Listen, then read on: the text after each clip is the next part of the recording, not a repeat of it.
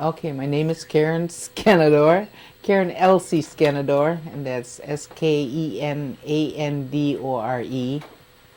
And I was born in Toma, Wisconsin at an Indian hospital.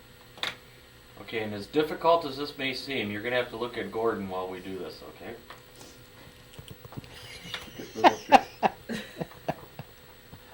Give us the names of your mother and father. My mother's name was Hilda, and my father's name was George. What was your mother's maiden name? Dockstader. Did she have a middle initial? No, Okay. neither did my dad. Oh, okay.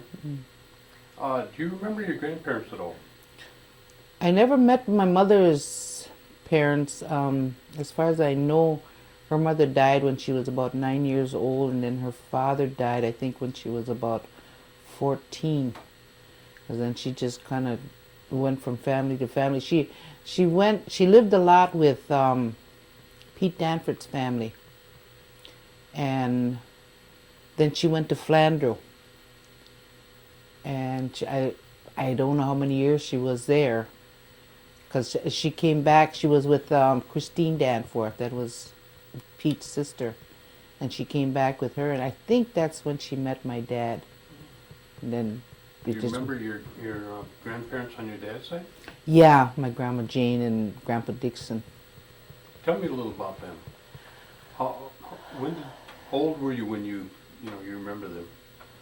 Oh, I must have been about maybe 6 years old when I really start remembering them. I remember my grandma more. It seemed like we spent more time with my grandma because I can remember going there and her cooking dinner. And she always had chicken. But she'd even cook the feet. She'd clean the feet, and because my sister Harriet used to just love the feet. She'd have to eat them feet right off the bat, you know. And I used to always wonder about my grandma's hair. It looked like it was turning greenish, like yellow green.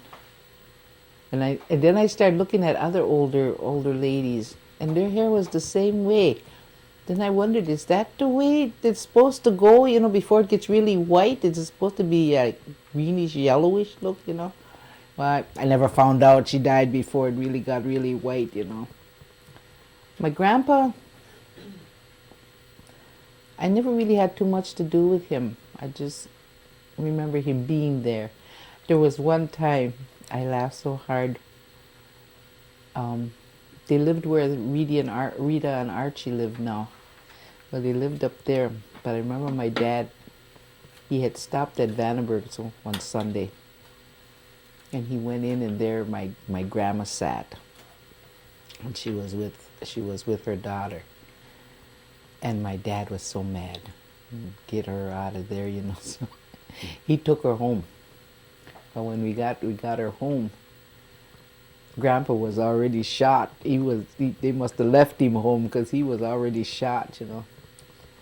And I remember my dad going in and, you know, just kind of looking at him, you know. He wouldn't say much to him, you know, and he'd come out, and all of a sudden Grandpa's standing at the top of the steps, and he's looking at Grandpa, and he said, "I can lick any one of my boys." And the old man stopped, and he turned around, and he went right back up the steps. He said, "What'd you say?" "If I want to." But I said, I remember my dad having such a smirk on his face because he turned around, come back, and he just left the old man standing up there. But he could lick every one of his boys if he wanted to. What kind of work did your dad do? He was as far as I could remember, I remember him going to the Cranberry Marsh and working there. And then he was a stevedore. He did a good many years. And then he was working with, he worked with my brother Tony on carpentry. He did carpentry for a while. But he always went back to the stevedore. You know, I think he loved that work anyway, you know, so he went back there. He was good friends with everybody there, so. And where did he live? Where was their area where they resided? Chicago Corners. Might as well say maybe about almost 2 miles from Chicago Corners. Would that be on Ranch Road? Yeah, yeah. Where my sister lives now, they tore the old house down. Well, it burnt down, and then he had another house built, and that's the one they tore down and rebuilt this house. That's where Gordon, you could I read. Where- stop where you for one- just a second? Sure. We got something. Oh, now the cord. I gotta fix the cord in Oh, there. I didn't see it. I thought it was underneath. Sorry about that. Hooked it over there so it wouldn't fall over. Okay, we're sounding clear now. We're still rolling, Gordon. Okay. Your mother and father, did they speak the Oneida language? Yeah, I said that's how they kept their secrets from us. They spoke when they didn't want us to understand. That's what they did. They spoke in the Oneida language. Did the children learn the language? Tony kind of understood it. He didn't speak it, but he could kind of understand. You know, but that was about the only one. The rest of us didn't learn nothing. Words, Do you few know why? words. Do you have any idea why you didn't? At the time, I did. I wasn't really interested in learning it, you know, and I never really thought about it, you know, and it was like it was their language, not mine, you know.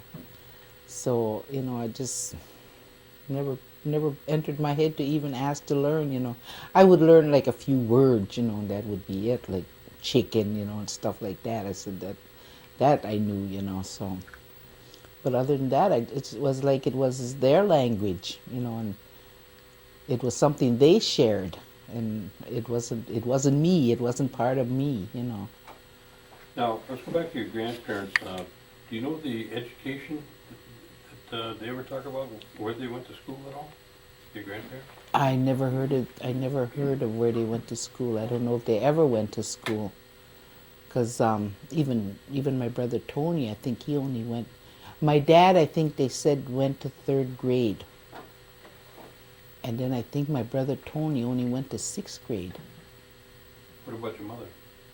Well, my mother had gone to Haskell. I'm not Haskell, Flandreau. Landry? So she was in Flandreau for a few years. So, you know, and I don't know if she graduated from there. I just knew she lived there and worked for the superintendent, I guess, and stuff, you know. So that's as much as I know. And when,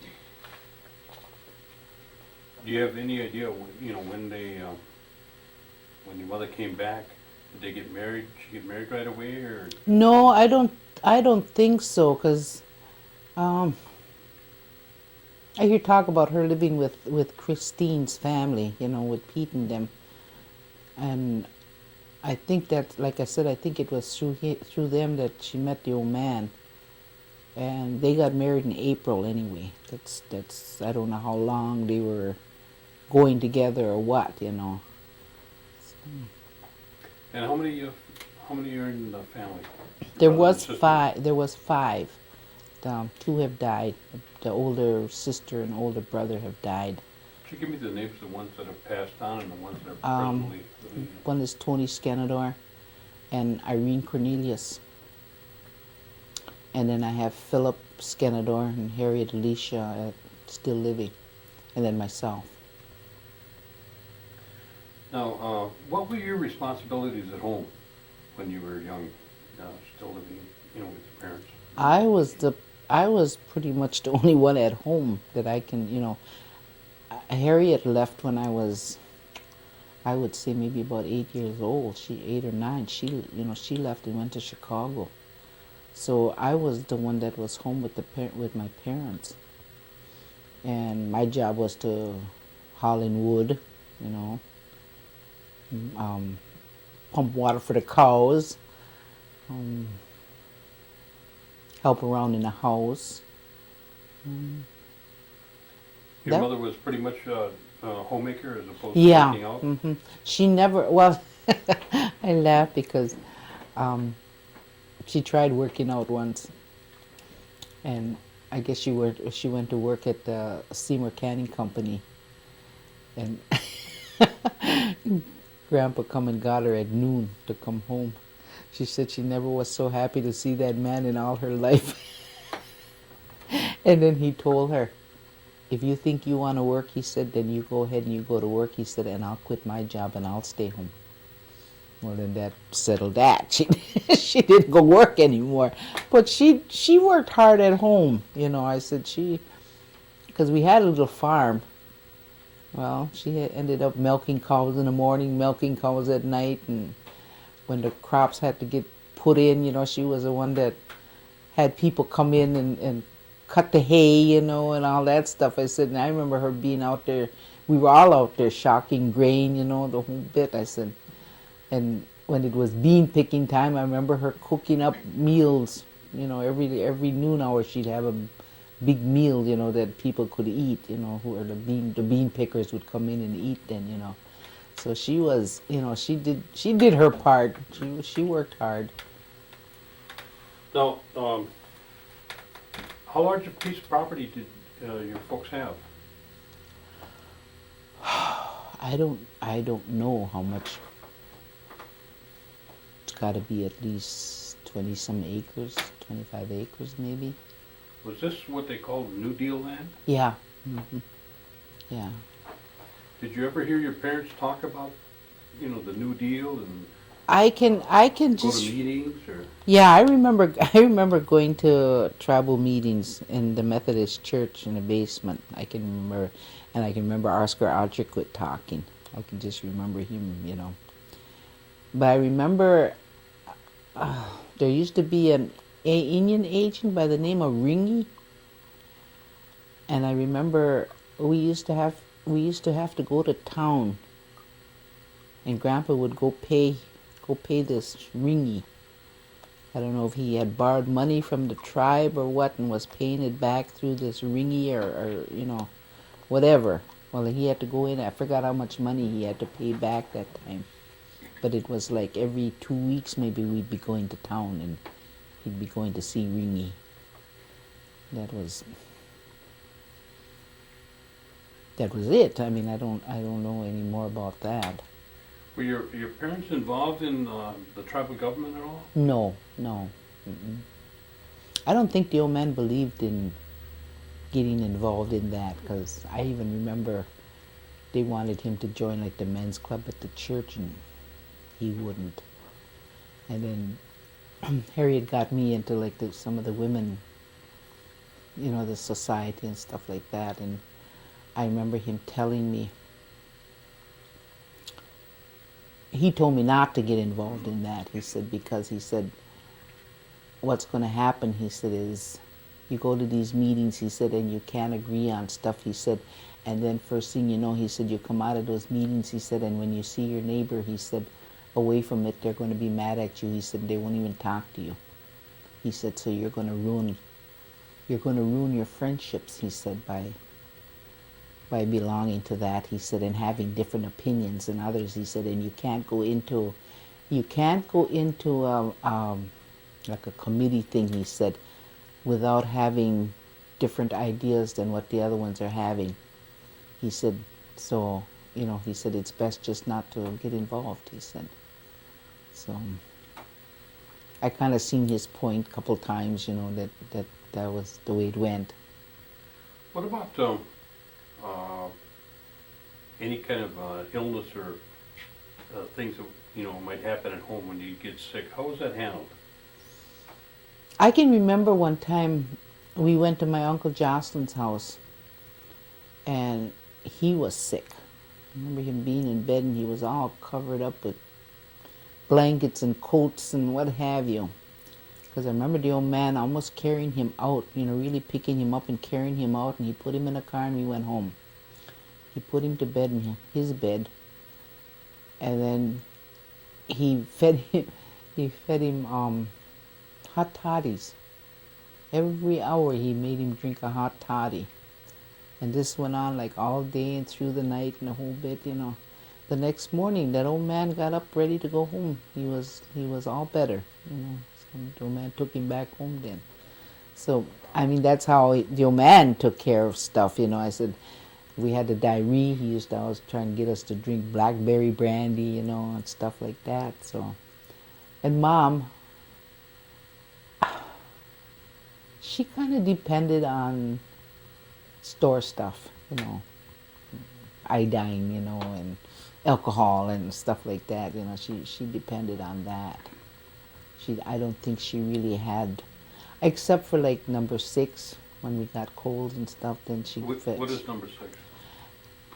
It's a purple flower. That's all I know. It's a purple flower, and you dry it out, and then you can make tea out of it, and that you Do drink. you know how to do that? Yeah, Do and then. you still do it? No, I don't. I don't even know where to find any number 6. And then you drink the tea anyway, and that's supposed to help your cold, like if you have a cold. And it works. It does work, you know, so. Because I always fed it to my daughter when she got sick, and she recovered with that. But my Aunt Sarah is the one that used to always give me the number 6. So she must have went out and gathered it.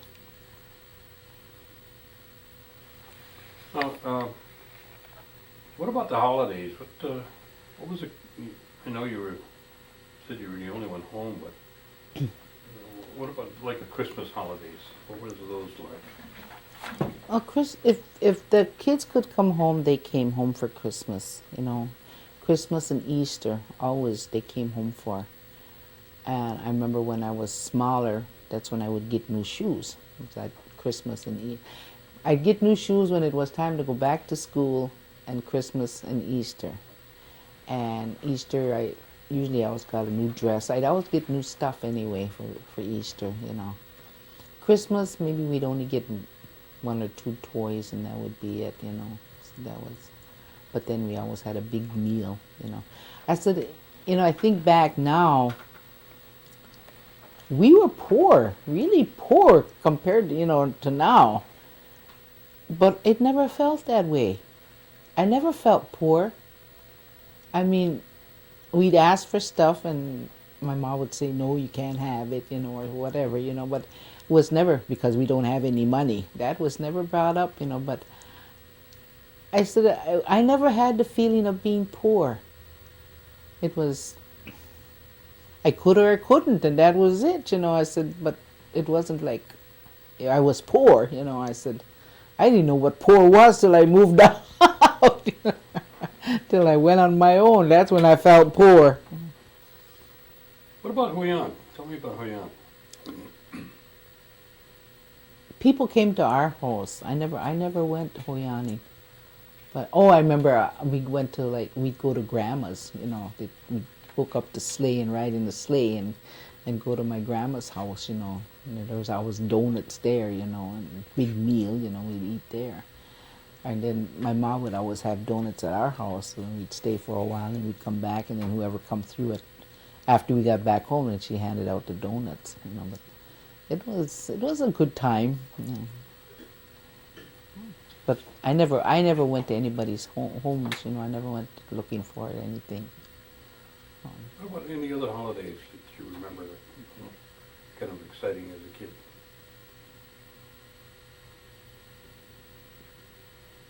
I don't really remember. Remember any 4th of Julys up there by Oh, Stacy Camp? yeah, I remember going to baseball game there, and I remember that stone building where they used to cook hamburgers and all that. I remember being around there. And I remember the parades. We always had to go see the parade. Then we kind of had like a picnic, you know. We'd kind of make a picnic lunch and sit around and have that, you know. But that's about it. You know, that was like that was old days. The fair is what used to be. We used to have fun at. I remember we pick beans, oh God, trying to make money to go to the fair. Well, we'd get our money anyway and we'd go. Well, the old man and them used to always hit for the beer tent, you know. But I remember my ma used to make a big picnic lunch, and it was the Brown County Fair that we went to. Because we'd always find a place near down by the water, and we'd get our lunch out, and we'd eat, and nobody could go until we were done eating. We'd get to right around dinner time, and we'd do all that. And he always made us go up in the grandstand. Whatever was going on at the grandstand, we used to always have to go sit up there. He would not let us down to ride the rides until that grandstand show was over with. Then we could go down there and play. But I always remember I just hated that grandstand, but we always had to go sit in the grandstand and watch. Sometimes it'd be tractor pulling and horses racing, and oh geez, when you're about 9-10 years old, how exciting is that, when you knew what was going on down at the fairgrounds. But then I always remember he always had to stop and have for supper. He'd always make us go eat chicken bouillon too. They always just had that one tent that had chicken bouillon. We used to always have to go eat chicken bouillon too. What church did your parents go to? The Methodists. That's the only church I know, and that's, as far as I know, that's the only one they went to. I think my ma at one time, well, like I said, she was raised with Danfords, and they went to the Episcopal, and I think she went there for a while. But then after she got with the old man, then they went to the Methodists. And that was it. Who was the preacher at the time, the pastor there? The only one I can remember, as far back as I can remember, was Wenberg. And it sounded like he had been there forever, Because I remember Harriet and them, they got married in 1950. And I think they wanted to renew their vows. Because I think they got married by a justice of the peace. And then they came back here, and I know they wanted to renew their vows. Because I can remember going to the parsonage, the old parsonage, and Reverend Wenberg, I think, married them again, I remember going to church. I remember my mom had a deal with John Parr. He'd come down H, and I'd have to walk from our house to H. Then he'd pick me up and take me to church and then bring me back, drop me off, and I'd have to walk home again. Well, I went to Sunday school every Sunday that way. And unless they were going to go to church, then I went with them, Where did you go to school? Chicago Corners. Then I went to Seymour.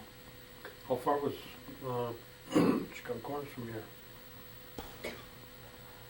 About maybe almost 2 miles from my house, because I remember I used to ride with Isaiah Cornelius. He used to go around, pick up kids and take them. And I remember riding with him a good long while. So he picked up the Summerses, and then he had Madeline. He had me. He had about 5 or 6 kids anyway that he always picked up and took to school, pick them up, bring them home. Whatever happened to Ralphie? I have no idea.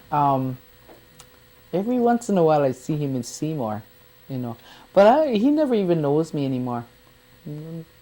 Looks right through me, and he sees me. One of your other playmates, huh? Yeah. One of the playmates that faded into the dust. Unless, we really stop and, I really make him look at me and, let him know who I am. Then he'll talk, then he's okay, but otherwise he just bypasses, just like you don't know who I am. Remember who your teachers were in Chicago Corners? There was a Mrs. Kimball, Mrs. Kraft, Mrs. Ryan. I'll never forget. You must remember Mrs. Ryan.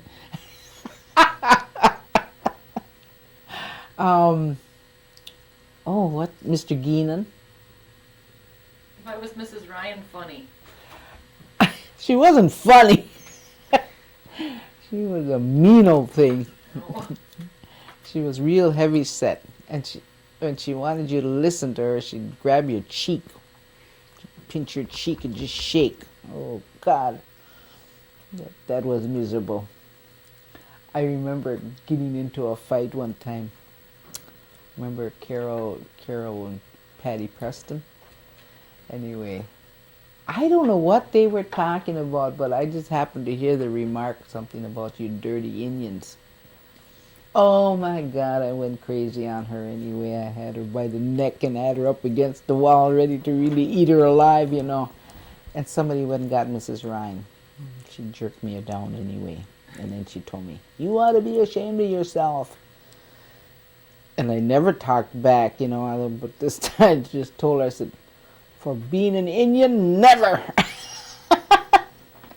She didn't say no more to me. I had to go sit down then, but that was the end of that. I didn't, but I remember being so mad at Patty and them because I mean, there was nothing but Indians going there. You know, where she was so dumb as to make a remark like that, you know. What was the ratio? Must have been like, oh, like 10 to 8.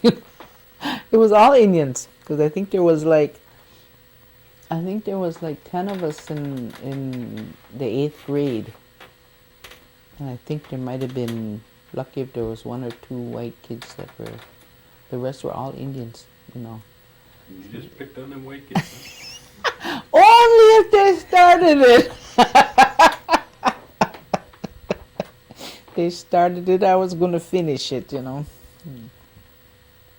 Who were some of your other playmates there? Oh, Donna Jean, she was my best friend.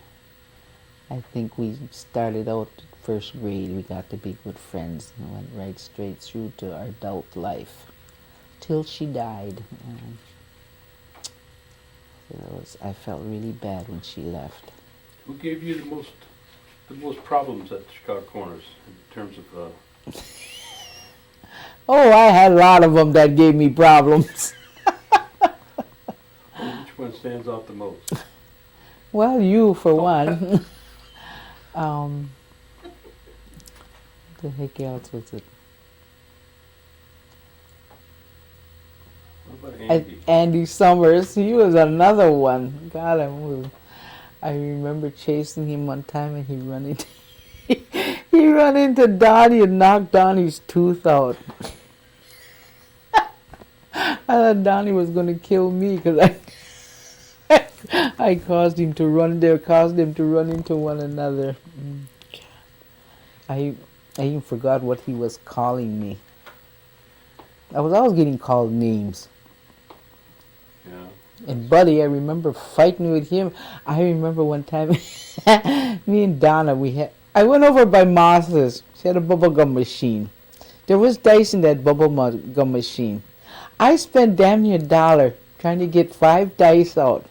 Well, I got them out, and then we went back to school. And we used to always pull our desks together when we were going to work together, you know, do homework or whatever. And I remember Donna and I had our desks together, and we start shaking dice. The first thing you know, there's Orville and Buddy watching us. First thing you know, they had their desks together right in front of ours. First thing you know, all 4 of us were shaking dice, and the teacher caught us. My dice got confiscated for the rest of the year. Oh my God! I said. Then I looked at Donna. I said, I spent the whole damn $1 I said for that, and they're gone just like that. Oh God! There was some good times there. Okay, we were talking about all your fabulous times and the terrific education you got. Yeah, At right. Chicago Corners. Really made me ready for high school. What kind of, I mean, going from a school that's predominantly all Indian, and you went to Seymour. Tell me about your experience there. And if it wasn't for Donna, I probably would have quit a long time ago, you know. We hung together pretty tight. I didn't make that many white friends, you know, to say. There wasn't anybody I wanted to hang with, you know, just acquaintances, you might say, you know. So that was about it. I never had that much to do. And then when we moved to the new school, because I remember Rosie King. They used to play music up up on where the bleachers used to go up on the top thing there. They play music up there. And her and I used to dance. Oh my Lord. Danced our legs off.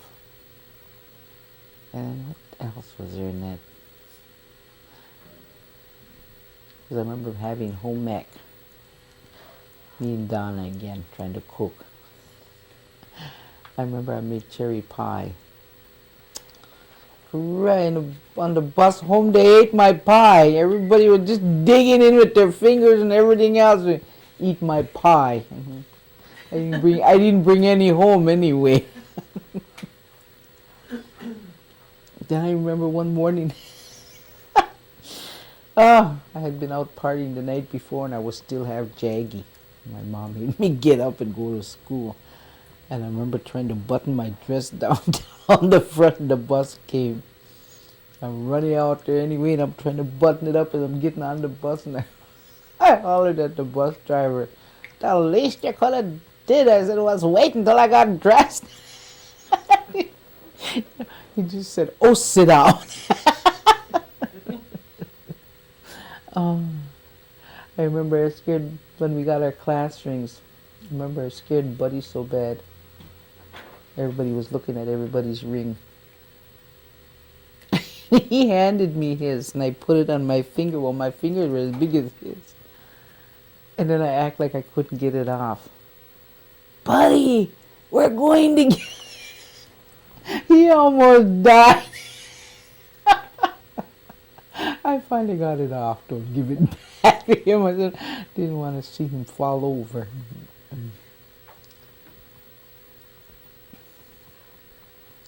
That wasn't bad times really. But then I didn't like school. I just plain didn't like school. So I quit. I finally talked my mom into letting me quit. Did you learn anything at all? Yeah, more or less. A little bit here, a little bit there. I could have made it if I just studied. Because I used to, like the first quarter, I'd really pay attention to the whole thing and I'd get like B's and C's, you know. Then the second quarter, then I'd go down to C's and D's or D's and F's. Then the third quarter, I'd bring it back up again and I'd get good grades again. Last quarter, I'd be down again. Just enough where I didn't have to repeat any of those classes, you know. I managed to skim by, you know, but I said I could have really done better if I really tried. I said, I always say if I knew then what I know now, things would be different, you know. But I finally talked her into letting me quit. Then what did you do? Well, by that time she was getting sicker all the time. So I more or less took care of her quite a bit. And then I worked in the fields. I remember snapping corn, cutting cabbage, you know, all that good stuff, you know. I said that was fun. We had a good crew, you know, we all crazier than heck anyway, we all worked together. So that went way into almost Christmas time. Then I got a job at Tidy Laundry in Green Bay. 75 cents an hour. And I was laughing because I had 75 cents an hour, so I'd come home with like maybe $30, you know. Well, I always gave Ma some money out of that and helped buy groceries, a little bit groceries, what I could. And then I got pregnant. And I worked pretty much through my pregnancy. And then I had to stay home for, I think it was like about a month or so before I had the baby. I had to quit. I had to get off my feet. And I was home, then I had to have her cesarean section. And I think it was like 6 weeks later, I went back to work again. And then they had risen the money up to 85 cents an hour. Well, there I'm raising a baby and, on $35 a week, might as well say.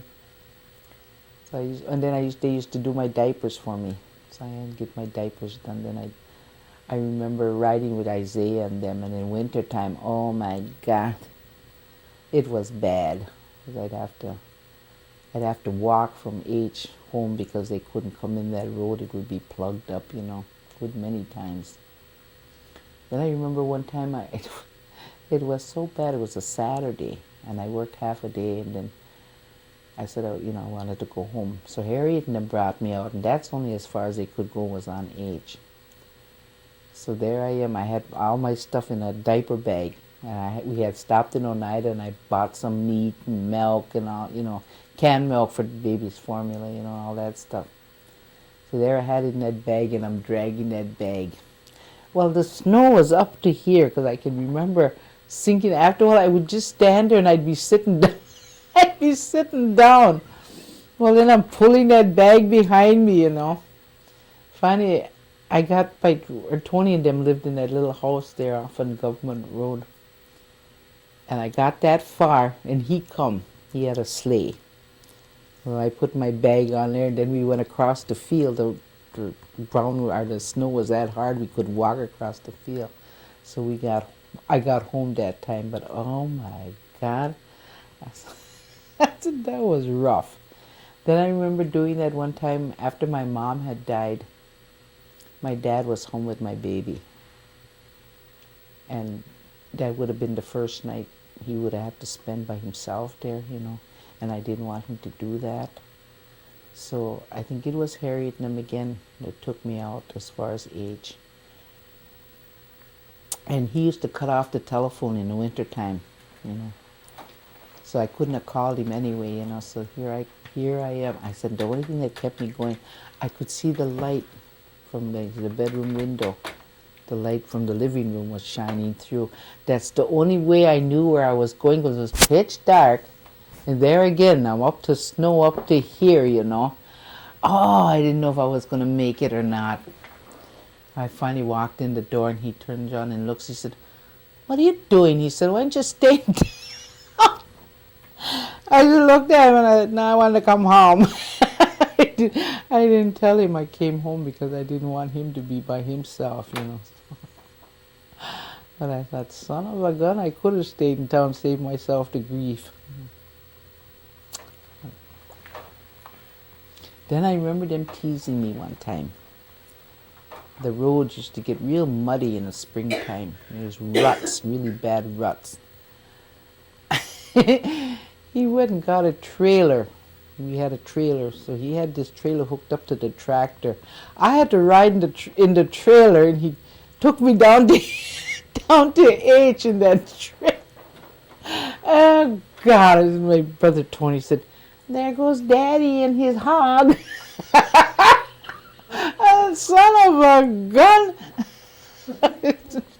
Didn't look like I was a piece of cattle or some damn thing. I said he had to haul me. I felt just embarrassed going that way. I think I would have rather walked than to ride in that damn trailer.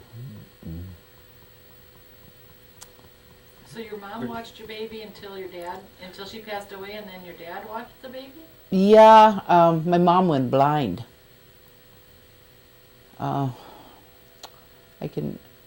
My baby must have been, maybe only about a year old, 2 years old, because I remember she couldn't see her.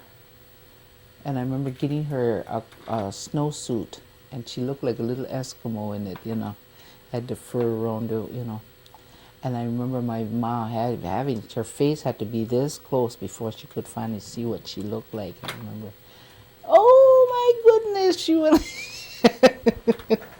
when she seen her anyway. But I remember we had outside bathroom, and when she had to go to the bathroom, that little one would go with her. She'd lead her to the bathroom, and then she'd play around out there, just having good old time till my ma got done. Then she'd bring her back to the house. So she was taking care of her when she was only about 3 years old. I said, Then she took care of my dad. So I remember her doing that. They were close. My dad and my daughter, they were really close. I remember my sister used to get kind of angry because my dad would never leave my little girl home. No matter where they went, he had to take her along with him. So she'd go with him. And her, she'd leave home, so she'd be kind of ugly because they had mine along with them. Where'd you go to work after you worked in was it a factory, you said? Oh, Tidy Laundry. Then you went to, where'd you go? What the heck was it?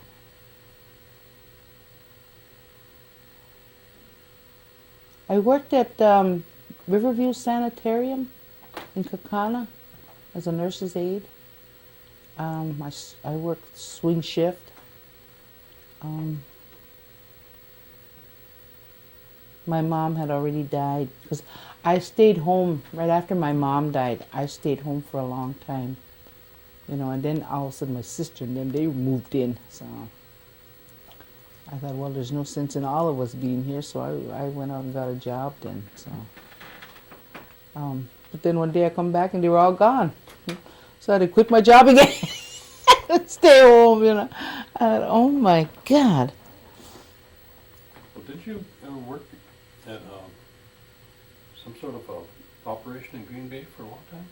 Oh, after I moved out and went to Green Bay, then I was working at Western Village nursing home. I was a nurse's aide there, and I must have worked there a couple of years maybe. Then I hurt my back, so then I had to quit again. Then I went on welfare for a while. Then I ran that little restaurant on a corner of 9th and Broadway. I must have ran that for like maybe 9 months till my legs gave out and I couldn't handle that anymore. So then I quit that. And then I applied for this job with the Amerindian Center as a CHR. Well, I got that job, and I worked there for almost 22 years. 22 years? Yeah. Mm-hmm. Yeah. It was a That started out pretty small, didn't it? Yeah. Mm-hmm. It was, What was that all about when you started? It started, what the tribe had wanted us to do was to find all the Indians in Green Bay, to add them to Oneida's numbers, And so that's what we were supposed to be doing. We were just supposed to be going down like, I don't know, you wouldn't call it a survey, but we had to collect intakes on these people and find out what health care they needed. And we did that. But then we started running into people that needed help now, and they couldn't wait for something to happen, so they were asking us for help now. Well, then we started having fundraisers. I'm just laughing. Bake sales, soup sales, anything we could raise. And then we started buying, because Oneida at that time, they would let them come out and get a physical. They could have the physical for nothing and the whole thing, But then they couldn't come back. They would have had to pay for when they came back. Same thing with medicine. They were only allowed one pickup of medicine here, and then they would have had to pay for any medicine after that. So What years were these? we started, I think it was in 75. Okay. And then because our little money, we were buying like insulin and stuff like that for these people. Well, then we started working with social services, and we started getting people on medical assistance. We did a lot of that, and then we went with them to the appointment, and stuff to make sure they got treated right and the whole thing, And then I remember Shirley. They were scared of Shirley. As soon as they knew Shirley was going to come in and talk with them, then they let them have what they wanted.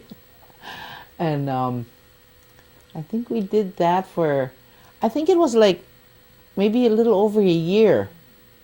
And then all of a sudden, IHS came down, and then they said that we had enough money. I mean, we had enough people in Green Bay that we should have our own program. So then they funded us then. That's where we got our funding from IHS. And IHS then is what? Indian Health Service. And then because we were only 10 miles off the reservation, they had that honor near. So we were only 10 miles. Then these people could get their medicine one after another, you know. They weren't that, you know, they weren't that far off the reservation then. So that's how that worked out. But then we were under the tribe. We were put on by the, you know, we were sponsored by the tribe. Because I remember we had to all come to this meeting because we were trying to get rid of the tribe. You know, we were trying to get away from the tribe. And they had everything set up with our charter and all this stuff, you know. And I remember a couple of the business committee, they had signed to let us go. Well, after they realized what they were doing, then they tried to back out and said they didn't know what they were signing. And they didn't want to let us go. So I remember having to come to a meeting that one night, and they had to, General Tribal had to finally say, let them go, before the business committee would finally gave in and said we were on our own then. So, but I said, oh God, I just remember we were sitting, it was at the Civic building where the meeting was, because I remember that place was loaded anyway. They were all there for bear. So then we were out on our own then. Then IHS took over on us and funded us, you know, gave us a contract then. How large was your clientele about?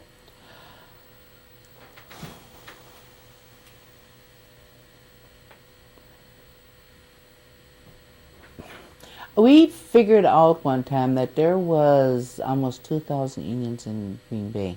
So you, And there was every tribe imaginable. I mean, there was even Alaskans, you know. There was Hawaiians even, you know, and that Aztec, there was even some of those, you know. So we had every imaginable Indian there was, you know.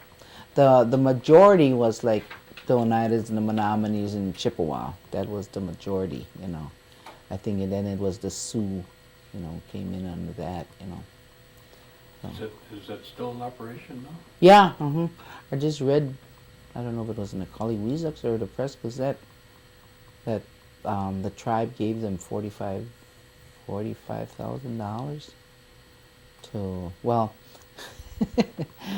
we were moving around. First we were in the old vocational building, way the heck up on 3rd floor. Then we left there and we went down on Broadway, across from First and Last, that little thing in the corner there.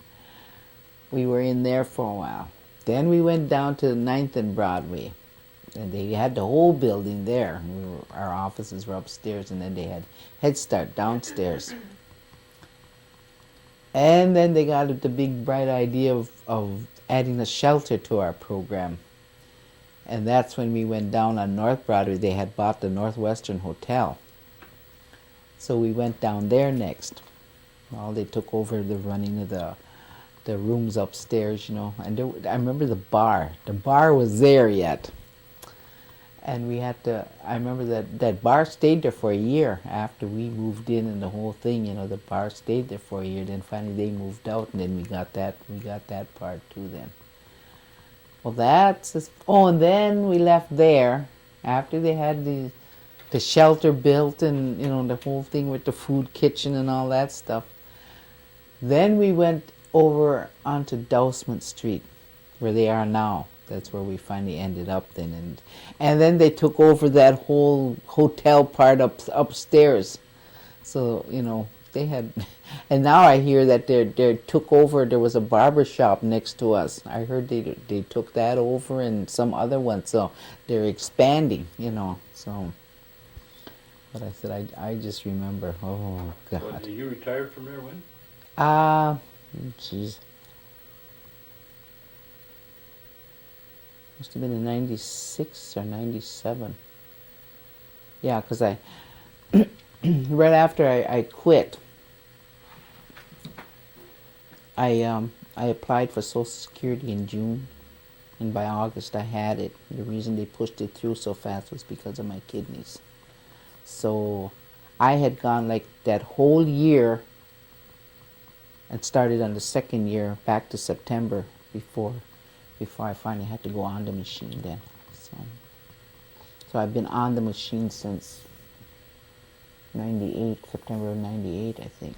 So it's been like 4 years since I've been doing that. So. And now you're still working. I work over at the church now. I said I'm trying to get the cemetery records together and the baptism records together and trying to keep track of the deaths and all that. It's like a record keeper over there. So I've been volunteering my time over there. I go in maybe once or twice a week, sometimes none. All depends when I want to. You only have one child? Yeah, she's 40. I think she's 43 now. Any grandchildren? And she has one. And she's 24. And that one has 2. Oh, so you're a great grandma. Yeah. That little boy's 6 years old and the baby's a year. She just turned a year on the 22nd of November. And it does. That little guy comes and stays with me every once in a while. Oh my God. I gotta be with him no matter what he does. He won't go outside and play by himself. I gotta go sit out. Yeah, if I just go sit out there even, he's all right. But then he wants me going down out. There's a lot of sidewalks there. He's got me going all around them side.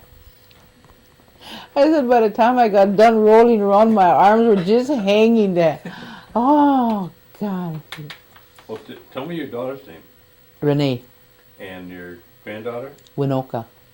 And the boy's name is Tico, and the girl's name is Mylinda. She's married to an Honduran. Yeah. One of them Aztecs that came in here.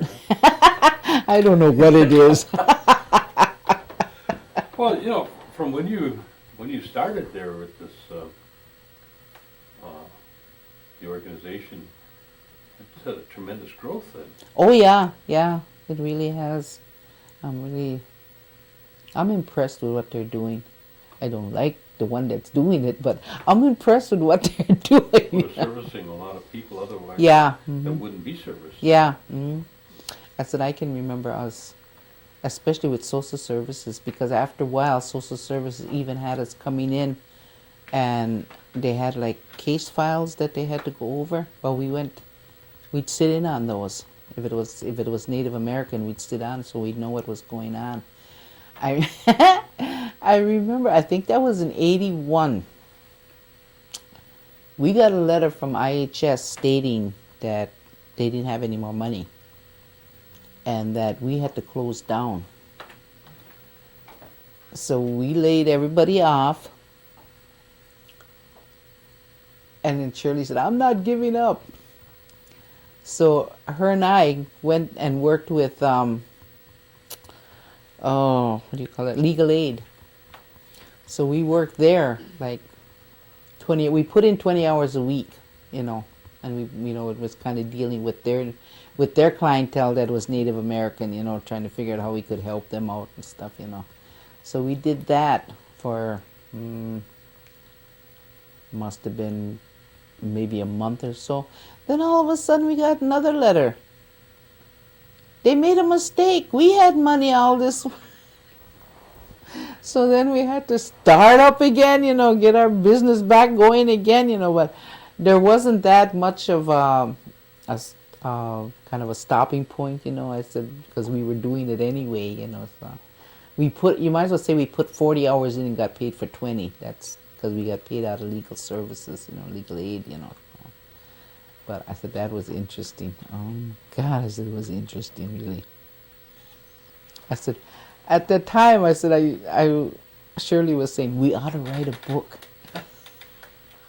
All the things that happened to us, I said, I remember feeling so bad one time.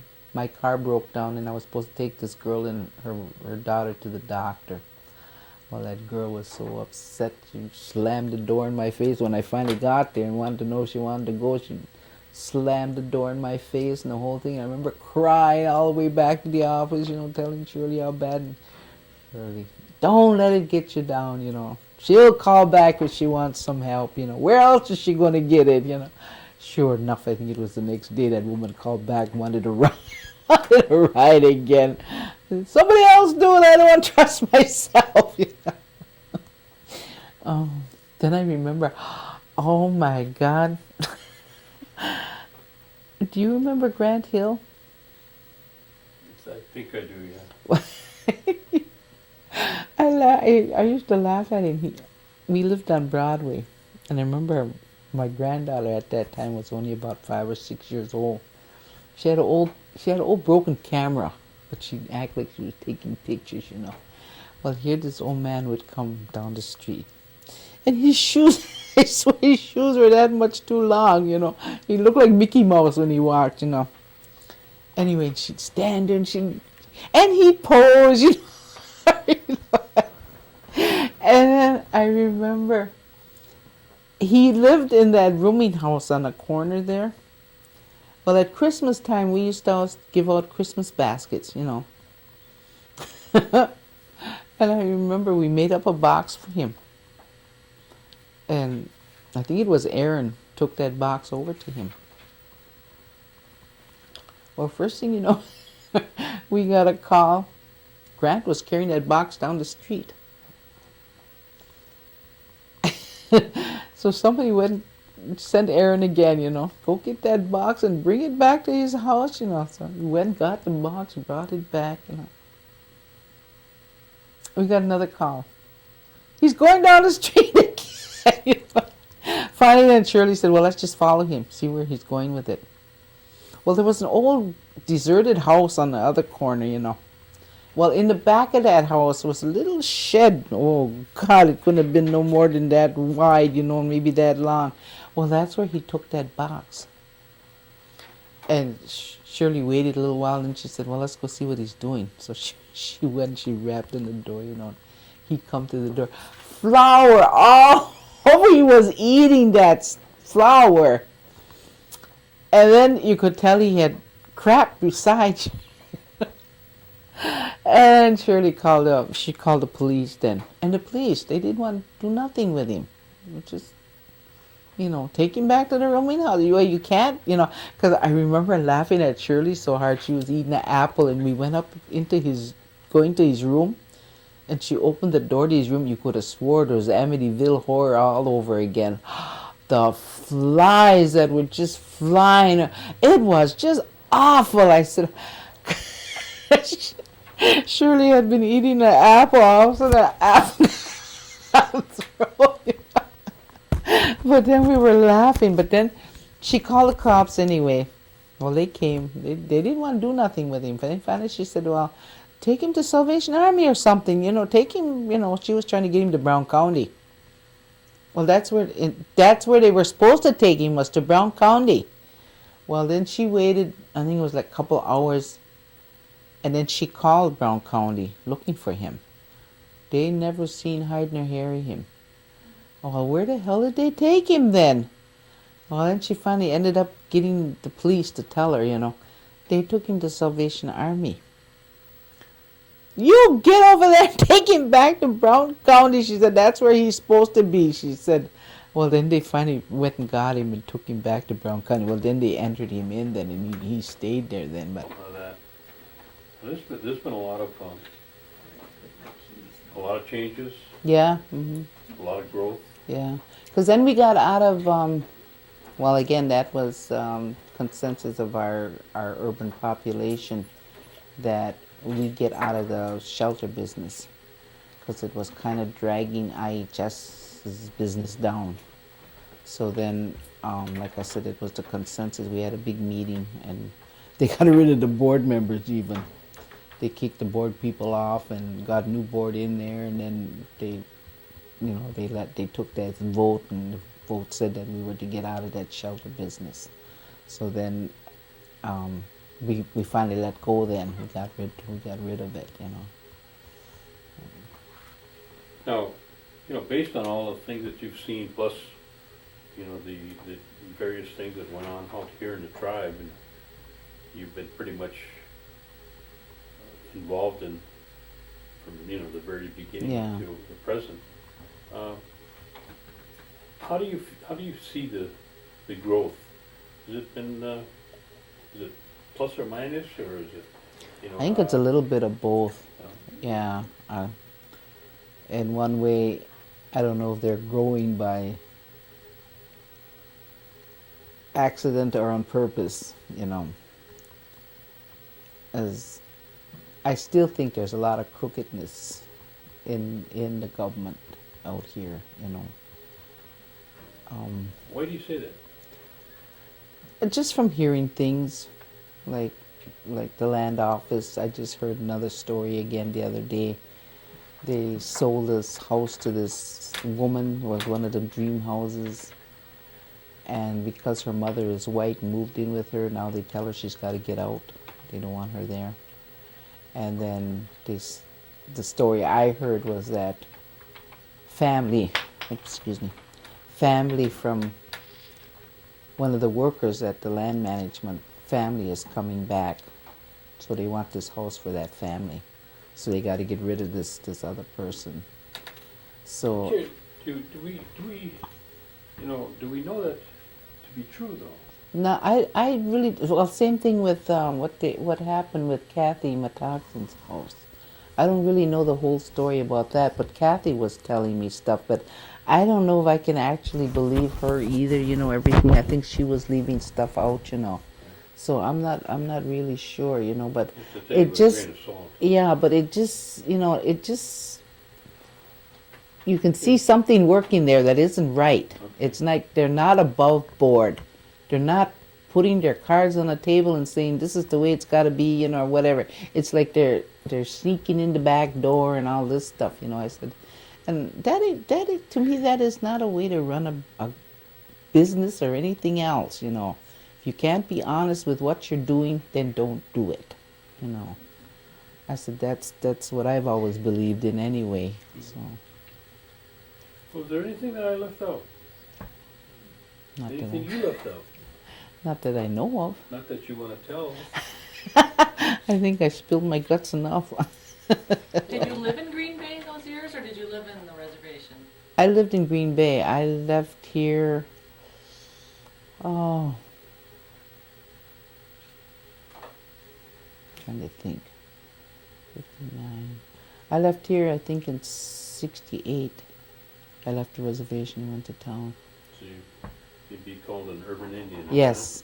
Oh, I remember one time I went to I went to a meeting out at the health center.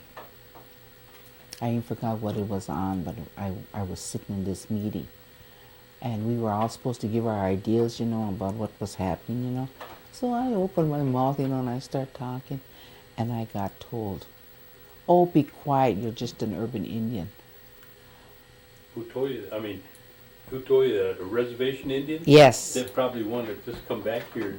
Well, shortly no, before. she's been here for a long, long time, and I was about ready to jump up and slap her. You know, I said. Then I just got mad. I said, I don't give a damn what Indian I'm still Oneida. I still belong to this reservation. You know, I really got ugly. Like, you know, what did she? I was just kidding. You know, I thought, yeah, right. I'm just kidding. I can tell when you're kidding and not. You know, but oh, I remember being so mad at that. So I went back. I went back and told Shirley, I got called an urban Indian. Been on the res all your life. Yeah, I said, Yeah. I grew up here. I said, damn near her neighbor. I said, and all of a sudden I'm an urban Indian. Oh. Well, I thank you very much, and I appreciate you sharing it with us.